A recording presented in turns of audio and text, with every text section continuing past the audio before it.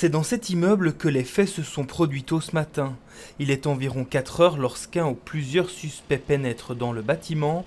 À l'intérieur, un homme est abattu. Des coups de feu ont été tirés et suite à cela, une personne qui est un homme âgé d'une 60aine d'années est décédée.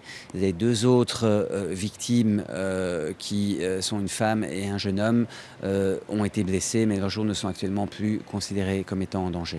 Il s'agirait de l'épouse et du fils de la victime. Quant au mobile, il n'est pas clair. Selon plusieurs médias, le ou les suspects auraient pris contact avec le jeune homme sur l'application de rencontre LGBT Grindr.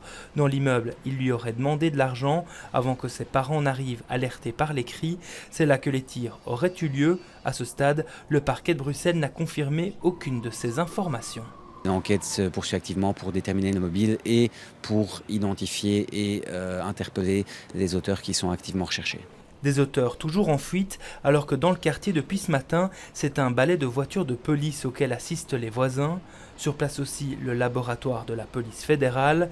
Une image et un drame qui choquent dans ce quartier, souvent calme, mais qui connaît aussi ses faits de violence. J'ai un magasin ici à côté. J'ai déjà été cambriolé 3 ou 4 fois en 27 ans.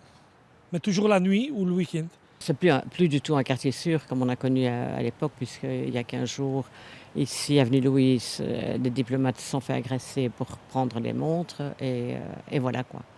Et apparemment, la concierge d'à côté, qui est le building là, que vous voyez là, elle m'a dit aussi que quelqu'un de son immeuble s'est fait agresser dans la rue.